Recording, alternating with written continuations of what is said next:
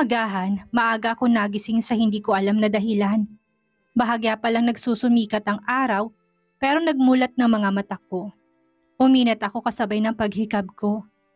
Saglit pa akong tumingin sa kisame at hindi ko naiwasang mapangiti nang maalala ko mga sinabi ni Sydney kay Vivian nang nagdaang araw. Sobrang umaapaw ang saya at ligaya sa puso ko dahil pinatunayan lang ni Sydney ang sinabi niya na akong pipiliin niya kahit nasa harap na niya si Vivian. Dahil doon, sigurado na ako na sa nararamdaman ni Sydney para sa akin at ganun din ang nararamdaman ko. Wala na akong dahilan pa para pagdudahan siya at hindi pagkatiwalaan.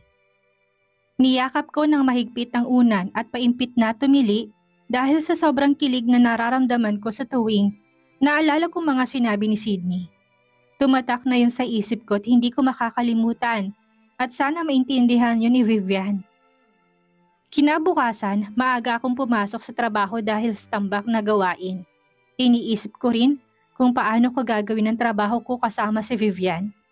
Malapit na ang deadline nun, pero hanggang ngayon hindi ko pa rin alam kung paano ko siya interviewin. Oh, parang ang aga mo atang pumasok, Aubrey. Puna ni Harold na madatnan ko siya doon, kasamang ilang katrabaho namin sa department, habang hindi ko naman makita si Mildred at Alexa na malamang mamaya pandating ng dalawang yun. I have a lot of works to do, Harold. Kaya kailangan kong pumasok ng maagap.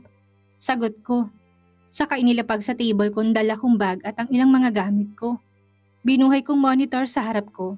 Hindi na rin umimik si Harold. Nagsimula ako magtipa para simulan ng articles na matagal nang nasa file ko. Nakakailang words pa lang ako nang marinig kong boses ni Ate Belle. Aubrey, you have to go to Sir Travis' office. Seryosong sambit niya sa akin. Humarap ako kay Ate Belle na nagtatanong. Kung itatanong mo sa akin kung bakit, I don't know. Nangingiti niyang segunda na tila mabasang nasa isip ko. Just go there. Kumunot na lang ang noo ko at naiwang nag-iisip. Palagi na lang akong pinapatawag ni Sir Travis. Hindi lang naman akong journalist sa department na to.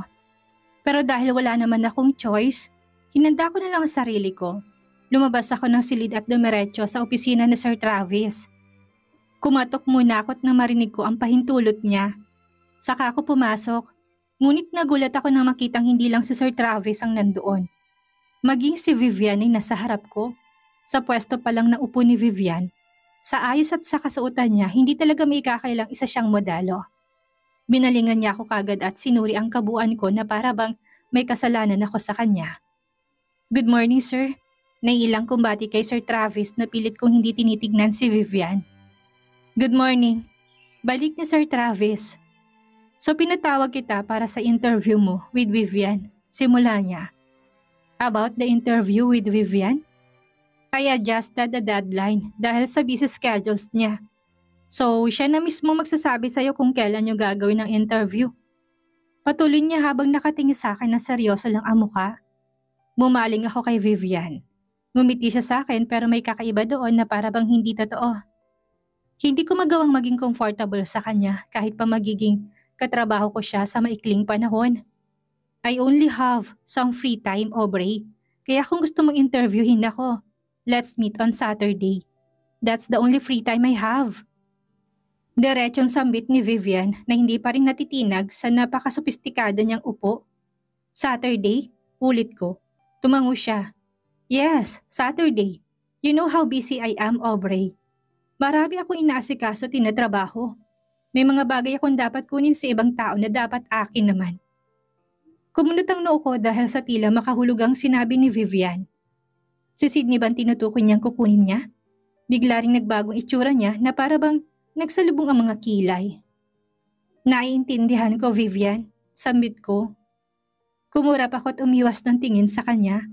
Kita sa gilid ng mga mata kong pagtayo ni Vivian. Humarap siya kay Sir Travis. Thank you, Travis, but I have to go now. Magiliw na paalam niya. No, it's okay, Vivian. Take care. Balik naman ni Sir Travis. Ngumiti ulit si Vivian bago tumalikod at lumabas ng silid. Hindi ko alam kung ano bang relasyon meron si Vivian at si Sir Travis. Pakiramdam ko'y may kakaiba sa tinginan nilang dalawa. Palagi rin nandito si Vivian kahit wala naman itong appointment kay Sir Travis. Ah, sir, mauna na rin po ako. Paalam ko. Marami pa akong dapat gawin. Ngumiti lang si Sir Travis. Tumalikod ako at lumabas ng silid. Nakahinga ako ng maluwag dahil tuluyan na ako nakalabas ng silid at wala na rin si Vivian. Hindi pa rin maalis sa isip kong sinabi ni Vivian kanina. Napaisip ako kung intention ba niyang sabihin yon para ipaalalang sa kanya si Sydney. Tahimik at okupado ng sinabi ni Vivian ang utak ko habang naglalakad pabalik ng department. Bigla akong kinabahan sa kayang gawin ni Vivian para kunin si Sydney. Alam mo ba kung anong klaseng lalaki si Sydney? He's easy to board kapag hindi niya mahalang babae. Napapitlag ako at napahinto nang marinig ko ang boses ni Vivian sa tabi ko. Hindi ko namalay ng pagdating niya dahil sa kakaisip ko sa sinabi niya kanina. Anong ibig mo sabihin, Vivian? Ngumiti siya at saglit na yumuko. I wanted to tell you this para aware ka sa pagkatao ni Sydney, Aubrey. Kilala ko si Sydney at nakasama ko na siya sa loob ng ilang taon. Habang ikaw, ilang buwan mo pa lang siyang nakikilala. Sad to say pero, madali siyang magsawa sa babae. Ngayon sasabihan kanyang mahal pero bukas iiwan ka niya. Dahil nagsawa na siya sa'yo, paliwanag ni Vivian. Hindi agad ako nakaimik dahil sa mga sinabi ni Vivian. Hindi ko alam. Hindi ko maintindihan ang sarili ko kung anong dapat kong isipin tungkol kay Sydney. Dahil sa mga narinig ko. Totoo kaya lahat ng yun o gumagawa lang ng paraan si Vivian para siraan si Sydney sa akin. Ngumiti ako kay Vivian. I don't think so, Vivian. Tama ka.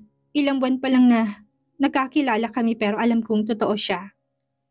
For me, it is not matter how long I've him. The matter most is what I felt. At kung paano niya ipapakilala ang sarili niya sa akin. Nakangiti kong sagot na parang hindi apektado sa sinabi ni Vivian. Sa huling na-realize ko na hindi ako dapat magpa-apekto sa mga sasabihin ni Vivian. May tiwala ako kay Sydney at alam kong totoo ang pagkatao niya na ipinapakita sa akin. Alam kong totoo ang lahat ng sinabi niya sa akin, ang pagmamahal niya. Kumunot ang noo ni Vivian at saka suminghap, kasunod ng pangisin nito. Bumakas ang inis sa mukha niya dahil sa naging sagot ko na hindi naapektuhan sa sinabi niya. Seriously, Aubrey? I'm just warning you para hanggat maaga pa. Alam mo na kung saan ka lulugar. Isa ka lang extra, nakisingit ka lang sa buhay namin. At sa huli babalik ang original para palitan ka. Mahina pero puno ng diin na sambit ni Vivian sa akin, na halatang galit at naiinis sa akin. Ngumiti ako. So, ayun, lumabas din ang tunay na motibo mo, Vivian. Bakit hindi mo pa rin ba matanggap na hindi ka nang mahal ni Sydney?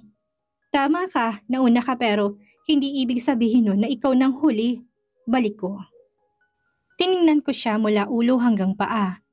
Maganda ka, Vivian, pero hindi niyang kaya itagong ugaling meron ka. Ngumisi ako saka tumalikod at iniwan siya na alam kong umuusok ng tenga sa inis. Ngayon pa ba siya maghahabol? Matapos niyang iwan si Sydney? Maraming konsekwensya sa mga bagay na nagagawa natin sa nakaraan. Alam kong nauna si Vivian at siya naman talaga ang mahal ni Sydney. Pero iniwan niya ito't ngayong mahal na namin ang isa't isa. Saka siya darating para sirain ang relasyon namin. Hindi ako papayag. Ipaglalaban kong nararamdaman ko para kay Sydney. Hanggang kinaumagahan, hindi pa rin maalis sa isip ko naging pag-uusap namin ni Vivian. Nararamdaman kong hindi niya basta-basta i-give up si Sydney. Kahit harapan ang sinabi ni Sydney dito na akong mahal niya. Hindi ko alam pero palagi na lang akong maagang nagigising. Bumangon ako sa higaan ko. Pinilit kong alisin sa isip kong naging pag-uusap namin ni Vivian. Sisirain lang noon ang araw ko, ngunit na akmang tatayo na ako nang maramdaman kong umikot ang paligid ko. Nasa pukong sintido ko't muling umupo sa kama dahil pakaramdam ko'y matutumba ako. Napapikit ako ng mariin dahil bigla na lang ako nahilo. Sinubukan kong imulat ang mga mata ko pero ganun pa rin ang nararamdaman ko. Parang umiikot ang paligid. Epekto ba to ng pagpupuyat ko nitong mga nakaraang buwan? Bukod kasi sa maraming trabahong inuwi ko sa bahay, may ilang bagay pang gumugulo sa isip ko. Pinili kong ibagsak ang katawan ko sa kama para humiga ulit dahil kung tatayo pa ako, pakaramdam ko'y babagsak ako. Marahan kong minasahe ang sentido ko para kahit papaano'y makabawas sa pagkahilo ko. Hindi ko na malay nakaidlip na pala ako. Mabigat ang pakiramdam ko nang imulat kong mga mata ko. Pinakiramdaman ko ang sarili ko at na mapagtanto kong nawala ng pagkahilo ko, muli akong bumangon sa kama. Tumayo ako at naglakad patungo sa bathroom para maghihilamos. Hindi ko na malayan ang oras at na makalabas ako ng bathroom. Nagulat ako na mapagtanto kong pasado 10:00 na ng umaga. Bigla ako nataranta nang maalalang may trabaho ako. No, I have a work. Nababahala akong sabi. Mabilis akong pumasok ng bathroom at naligo doon. Marami akong naiwang trabaho sa opisina at hindi ako pwedeng umabsent.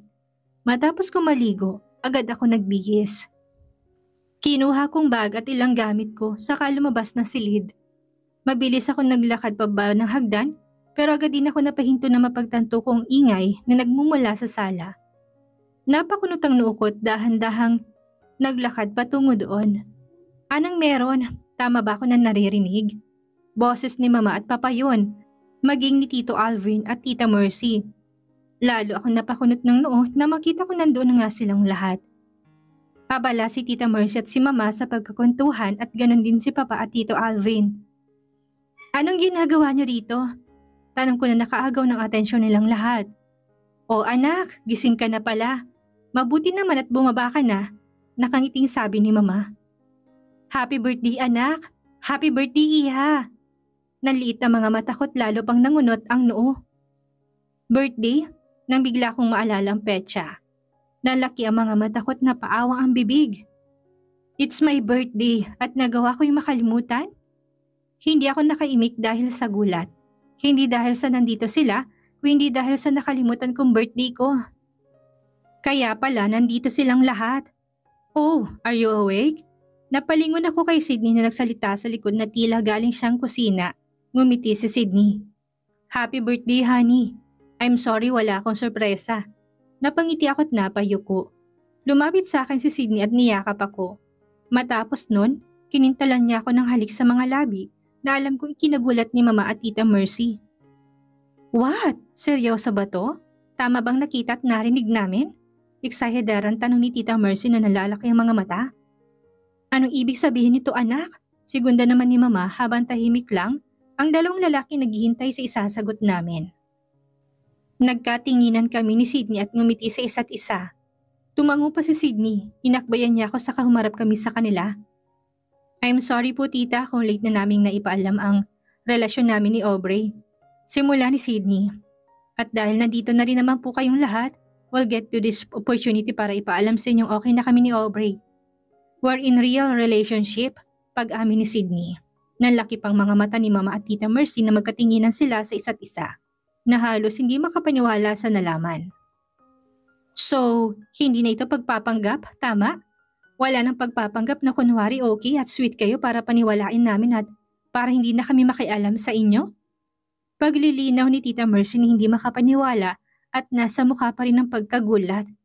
Natawa na lang ako sa reaksyon nilang lahat habang nakatingin sa amin ni Sydney. Tumango ako. Yes Mama, tama po kayo nang narinig. This is really real. Pagtatapat ko. Hindi nakaimik si Mama at si Tita Mercy habang nakatingin sa amin. Kulang na lang ay tumili silang dalawa dahil sa gulat at sa yung nararamdaman nila. So, are we expecting a baby soon? Diretsa naman tanong ni Mama. Nalaki ang mga mata ko sa naging tanong ni Mama. Baby agad ma? I'm not yet ready at hindi pa rin po namin napag-uusapan ni Sydney ang tungkol dyan. Agad kong protesta na nahihiya. O bakit hindi niyo pa napag-uusapan? You're now 30 years old. At kung hindi pa kayo magpaplano, baka mahirapan na kayo magkaanak. Sabat ni Papa na hindi na napigilang hindi magsalita. Tamang papa mo iha, you're at the right age to get pregnant. Segunda ni Tita Mercy. Nahihiya akong ngumiti sa kanila. Bumaling ako kay Sydney at tinignan siya para humingi ng tulong. We're just starting our relationship, Tito. Kaya naman gusto muna naming i-enjoy ang bawat isa kasi alam naming if she get pregnant, kailangan na namin mag-focus sa baby. Paliwanag ni Sydney na may punto naman. Tumango-tango si Tita Mercy at Papa. You're right, Iho. Sige, just enjoy being together at pag-usapan ninyong pamilyang bubuuhin niyo. Ani ni Papa. Good decision, Sydney, dahil hindi madaling maging isang ama't ina. You need to prepare yourself to be a father and also ganun din kay Aubrey. Dapat handa kayo sa pagkakaroon ng pamilya at sigurado kayong kaya niyong panindigan. Sa wakas ay nagsalita si Tito Alvin na kanina pang tahimik. Agad din siyang umiwas sa amin ng tingin. Tama ka, honey. Hindi madaling maging isang ama at ina ang magkaroon ng pamilya. It takes time para i-adjust ang sarili mo pero kapag nandyan ang bata, mawawala lahat ng hirap at mapapalitan ng ligaya. Pagsang-ayon ni Tita Mercy. Take your time at darating din kayo dyan, sabi naman ni Papa. O siya, puro tayo bata. Let's celebrate kasi it's Aubrey's 30th birthday. Putol ni Mama sa usapang bata. Yeah, we need to celebrate dahil hindi lang birthday ni Aubrey kung hindi dahil sa successful na plano natin. Sad naman ni Tita Mercy kay Mama na marahil ang tinutukoy ang pag-arrange marriage nila sa amin. Natawa na lang ako't napailing. Humarap ako kay Sydney, tinawagan mo ba sila para pumunta rito? Tanong ko kay Sydney, ngumiti siya. Mas sinapit pa niya ako sa katawan niya. Yeah, alam ko mismo ng pamilya mo. And of course, gusto ko rin isama ang pamilya ko for the celebration of your birthday. Sagot niya. Ngumuso ako habang nakatingala sa kama. But I'm going to work today, honey. I have a lot of works to do. Kumunot ang noon ni Sydney. No, hindi ka magtatrabaho today. It's your birthday, honey. No worries, okay? I call Travis to let him know you're not gonna work today. Pigil ni Sydney. Pero, no buts, honey. You're not going to work today. Maotoridad na sambit niya. Wala na akong nagawa kung hindi ang pumayag sa gusto ni Sydney. Wala na akong nagawa at nanahimik na lang.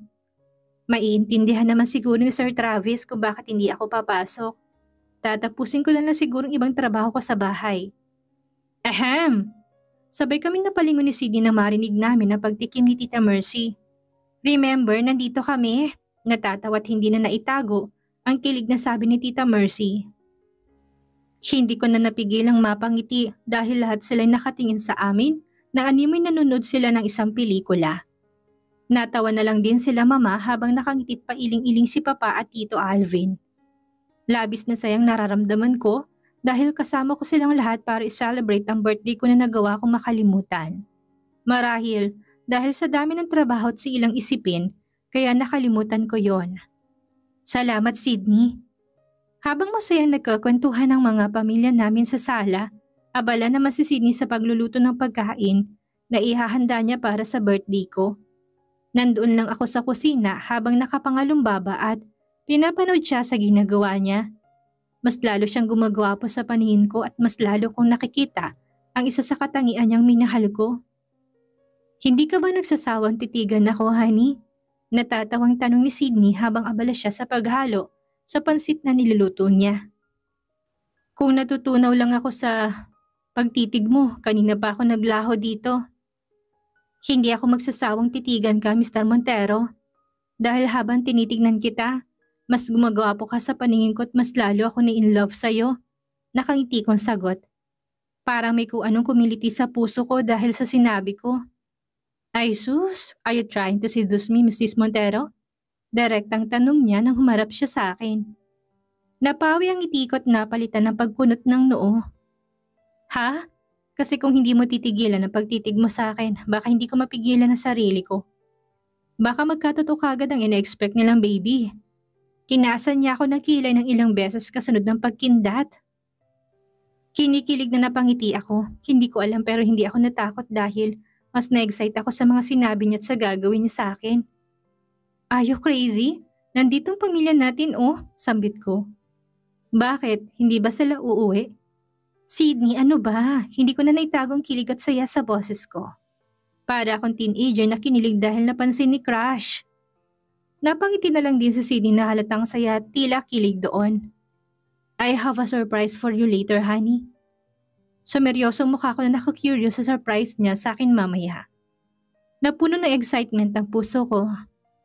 No need to surprise me, honey. Everyday naman I'm surprised kapag kasama kita. Sambit ko. I just want to surprise you, honey.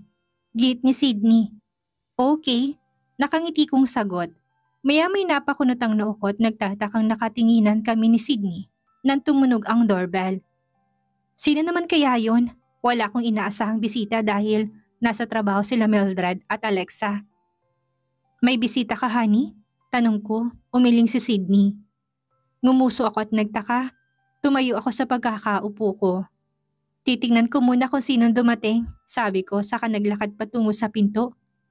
Happy birthday! Napaatras ako sa gulat na bigla na lang bumulaga sa akin si Mildred, Alexa at Harold. Nagulat ako sa malakas nilang pagbati nang sabay-sabay. Nasa puko pa ang puso ko sa pagkagulat. Kung may sakit nga lang ako, baka nahimatay na ako. Sa huli napangiti ako at napakurap. Anong ginagawa niyo dito? May trabaho kayo, diba? Tanong ko na hindi makapaniwala. Yeah, ikaw, anong ginagawa mo dito? May trabaho tayo, diba? Seryosong tanong ni Mildred pero sa huling natawa. Ikaw hindi ka pumasok kaya we decided na puntahan ka dito. Pagtatapat niya. Ang plano talaga Aubrey sa kumpanyang surprise hindi ka naman pala pumasok. Tila dismayado namang sambit ni Alexa. So ang ginawa namin, umalis kami ng opisina ng walang paalam. Proud pa na sabi ni Alexa. Pinigilan ko naman sila Aubrey, kaya lang sadyang pinilit nila akong sumama kaya wala na akong nagawa. Paliwanag naman ni Harold habang hawak ang cake. Halatang hindi nito gusto ang ginawa nilang pagtakas. Gulat at natatawa ang naging reaksyon ko sa sinabi nila. Seriously? Tumakas kayo sa kumpanya nang hindi alam ni Ate Bal? Nagkatinginan silang tatlo't sabay-sabay na tumango. Natampal kong nuukot na pailing. Siguradong pagbalik niyo bukas wala na kayong trabaho. O kaya bawas ang sahod niyo. Pananakot ko. Biglang sumeryosong mukha nilang tatlo na para bang biglang nagsisi sa ginawang pagtakas. Natawa ko. Well, okay lang sa akin. Tanggap ko and besides, matagal na rin naman akong nagsasawang magtrabaho sa publishing Magpapakasal na lang siguro ako. Sabi ni Mildred at alangang ngumiti. Magpakasal? Kanino? Gulat na tanong ni Alexa na parang nakakagulat na magpakasal si Mildred. May boyfriend ka ba? Ni manliligaw nga ata, wala pa. Pangaalas ka pa niya. Inirapan ni Mildred si Alexa. Bakit ikaw? Meron? Well, huwag kayong magulat if one day sabihin ko sa inyo may boyfriend na ako. Pagyayabang ni Mildred na para bang sigurado na siya sa sinabi. Hindi maputol ang pagtawa ko dahil sa pagtatalo ng mga kaibigan ko. Sa harap ko na sadyang ganito naman kami sa tuwing magkakasama. Hey, stop! Nandito kaya because it's my birthday. Hindi para pagtalunan ng pagiging single nyo, okay? Putol ko sa kanila. Tahimik naman si Harold na hindi nakatingin sa gawin namin. Sino? Oh, kayo pala. I'm so glad na nandito kayong lahat. Bungad ni Sydney. Lahat kami napalingon sa kanya, nakasuot pa ito ng apron. Inakbayan niya ako. Come inside. Sa wakas, tumigil din ang dalawa sa pagtatalo at ngayoy nasamin ang atensyon nila. Agad na gumuhit ang ngiti sa kanilang mga labi dahil sa kilig. You look handsome with apron, Sydney. Puna ni Mildred na kinikilig. Hindi ba ako pogi kapag naka-apron? Biglang sabat ni Harold. Lahat kami nagtataka na patingin sa kanya. Makahulugan tumingin si Mildred kay Harold. Problema mo, Harold. Bumibigla ka Mildred. Hindi naman makatingin sa Alexa na parang nahihiya. Ay sus! Gusto ni Harold siya pinupuri ni Mildred. Ani ko na natatawa. Ano ba talagang meron kayo ha? Usisa ko. Wala. Halos sabay na tanggi ng dalawa. Nagkatinginan kami ni Sydney at napangiti. O siya, tama na yan. Pumasok na kayo sa loob to start our celebration. Pag-aaya ni Sydney. Napailing na lang ako dahil sa mga kaibigan ko. Natutuwa ako sa tila mas nabubuong malalim na samahan sa aming lahat. Malakas din ang loob ko na may something kay Harold at Mildred pero ayaw ko na lang din mag-usisa pa. Hintayin na lang nating magsabi sila ng tunay nilang relasyon. Pumasok sa loob ang mga kaibigan ko at nadat na nila doon ang pamilya namin ni Sydney. Katatapos lang din ni Sydney na magluto at naihanda na niya yon sa dining area. Hello po titas and titos. Magiliw na bati ni Mildred. Nahihiya pa ito. Sumunod naman na bumati si Alexa na matagal nang kilala si Mama at si Harold. Oh, mabuti naman at nakapunta kayo. Masayang sabi ni Mama. Alangang ngumiti si Alexa. Iniwan nga po namin yung trabaho namin para makapunta rito, sabi nito. Kumunot ang noon ni Mama at ni Tita Mercy pero sa huli na patawa. Masaya ako na may mga kaibigan si Aubrey na katulad ninyo. Aba, bihira yung ipagpapalit ng trabaho para lang sa birthday ng kaibigan, di ba? Handa na ba kayong mawala ng trabaho? Sabay na tanong ni Tita Mercy na seryosong mukha. Lalo nagusot ang mukha nilang tatlo. Natawa naman ako sa gilid nila kung saan nakaupo kami sa mahabang sofa. Tila kinakabahan ang bawat ngiti nilang tatlo. Hindi nga po tita Baka po may trabaho sa kumpanya ninyo. Pwede po ba ako doon? Pagbibiro ni Alexa. Sorry iha, pero walang available sa kumpanya Pagbibiro rin ni Tita Mercy at natawa na rin ito. Nagkatawanan na lang kaming lahat doon. Masaya ako na madali lang nilang nakuha ang loob ng bawat isa na para bang matagal na rin nilang kilala ang pamilya namin ni Sydney. The food are ready, anunsyo ni Sydney. Lahat kami napatingin sa kanya. Ngumiti siya. Tamang-tama, gutom na ako dahil sa pagtakas namin sa kumpanya, sabi ni Alexa na nauna nang tumayo. Tara po, kain po tayo, alok pa niya sa mga nandoon. Nagtawanan na lang kaming lahat, saka nagtungo sa dining area para pagsaluhan ang niluto ni Sydney na sigurado kung magugustuhan nilang lahat. Hindi maitumbas sa anumang bagay at halaga ang sayang nararamdaman ko dahil sa mga taong nandyan sa paligid ko. Nararamdaman ko ang pagmamahal nila sa akin at ang effort nila para mapasaya ko sa mismong araw ko. Thankful ako kay Sydney dahil sa lahat ng ginawa niya para lang pasayahin ako at iparamdam sa akin ang halaga ko sa buhay niya. Pasado 9:00 na ng gabi na magpa siyang umuwi sila Alexa, Mildred at Harold habang maaga naman nagpaalam ang mga magulang namin ni Sydney. Hanggang ngayon, binabalot pa rin ako ng labis na ligaya na nagbibigay sa akin ng kontentong pakiramdam. Nasaya na ako at pakiramdam ko'y wala na ako mahihiling pa. Nandyan ang pamilya namin, ang mga kaibigan ko at si Sydney na siyang dahilan ng sayang nararamdaman ko. Matapos kong linisin ang nagkalat na mga pinggan, bote ng alak at ilang plastik, ngumiti ako habang pinagmamasdan ng paligid. Nakikita ko pa rin doon ang tawanan at kulitan namin kanina kasamang pamilya at mga kaibigan ko. Sobrang thankful ako na nandyan sila para kasama ko mag-celebrate ng birthday ko. I'm so happy because I know you're happy. Biglang sumeryosong mukha ko tumarap kay Sydney. Nakita ko siyang nakahilig sa pader. Sabo ka na ng kitchen habang nakangiti sa akin. Kapag kuway ngumiti ako na bakas doon ng saya. Lumapit ako kay Sydney at pinulupot kong braso ko sa bewang niya. Saka tumingala. Naaamoy kong mabango niyang natural na amoy na kahit sinong babae. Gugustuhing maamoy yon. Salamat honey for making me happy. Salamat sa lahat ng ginagawa mo para mapasaya ako. Para maramdaman ko may mga tao sa paligid ko na mahal ako.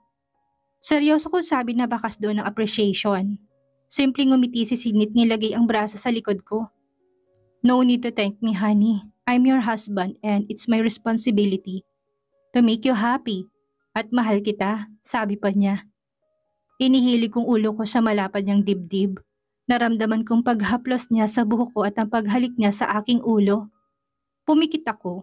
Umaapaw na ligaya at sayang namumutawi sa buo kong sistema at sana hindi na matapos ang ganitong pakiramdam. By the way, I have a surprise for you, honey. Kumunot ang noo ko. Naalala kong sinabi ni Sydney sa akin kanina na may sorpresa nga raw siya sa akin. Bigla akong na-excite. Napangiti ako nang tumingala ako sa kanya. Ano yun honey? Usisa ko. Malalaman mo rin honey, just go with me. Sabi ni Sydney. Bumitaw siya sa akin, kinintalan muna niya ako ng halik sa labi. Bago hinawakan ng kamay ko at marahan akong hinila patungo sa taas. Kumunot ang noo ko. Anong surprise kayang inihanda niya at bakit dito sa itaas? Lalong umusbong ang excitement sa puso ko. Hindi ko pa man nakikita ang sorpresa niya pero kinikilig na kagad ako. Nang tuluyan kaming makarating sa terrace ng bahay. Napahinto ako kasabay ng pag-awang ng bibig ko. Hindi agad ako nakareact dahil sa pagkamangha ko.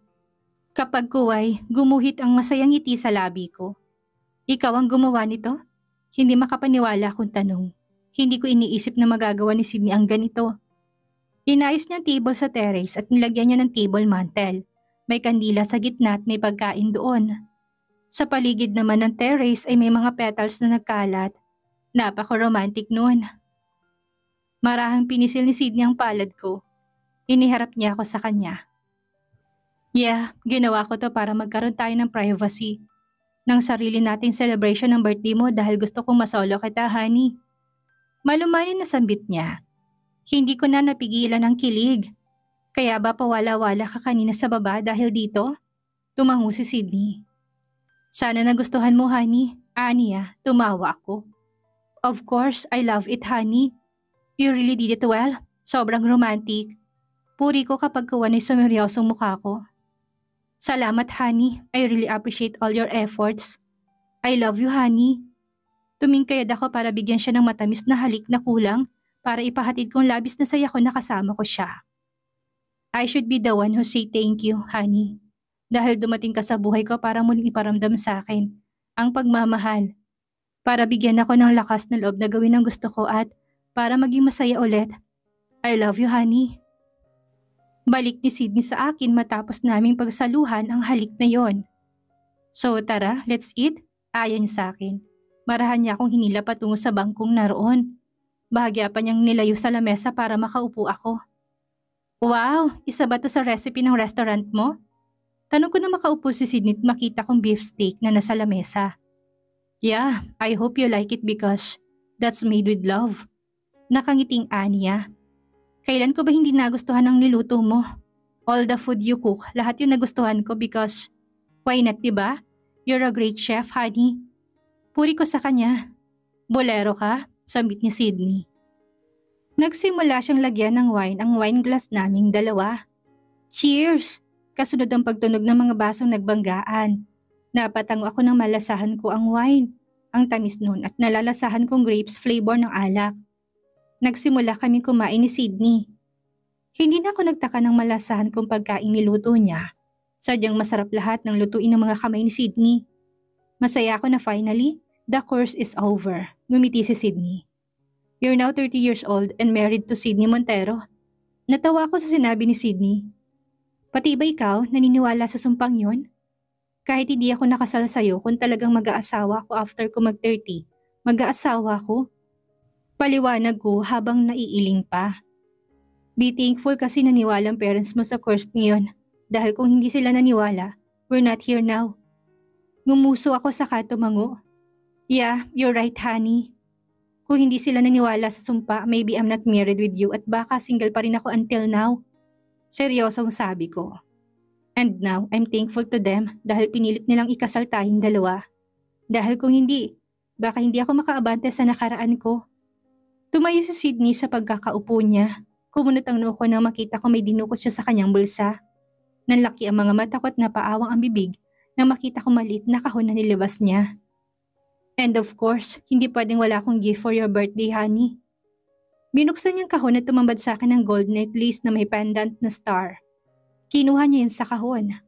Happy birthday, honey. Bati ulit niya habang nakangitit nakatingin sa akin. Pumunta siya sa likod ko. Naramdaman kong malamig na necklace na dumapo yun sa balat ko. This necklace symbolizes my love and patience for you, honey. Nang maisuot yun sa akin ni Sydney, sinapo ko yun at ang pendant ng star. Hindi ko na malayang tumulong luha sa mga mata ko na dulot ng saya at ligayang pinaparamdam sa akin ni Sydney. Thank you, honey. Tumayo ako sa pagkakaupot niyakap siya ng mahigpit. Umaapon na saya at ligaya ang bumabalot sa akin na sana'y hindi na lang matapos. I love you. Shh, don't cry, honey. Saway niya sa akin. Hinarap niya ako sa kanya. Alam mo ba kung bakit star ang pinili kong pendant? Dahil ikaw nagbigay ng liwanag sa buhay ko, honey. I love you and you deserve to be loved. Sinapo niyang pisngi ko at marahang pinahid ang luha sa mga mata ko. Nagtamang mga mata namin na kagad nangusap ang mga yon. Dahil sa sayang nararamdaman ko, gusto ko maramdaman si Sydney. Gusto ko angkinin siya ngayong gabi. Mabilis akong gumalaw at sinunggaban siya para halikan. Gusto kong iparamdam kay Sydney ang pagmamahal na nararamdaman ko para sa kanya at kung gaano ako kasaya na nandyan siya. Gumanti si Sydney sa bawat halik ko. Ang masuyong halik, mas naging mapusok pa yon at napuno ng pagnanasang maangkin namin ang bawat isa. This is the best birthday? I've ever had.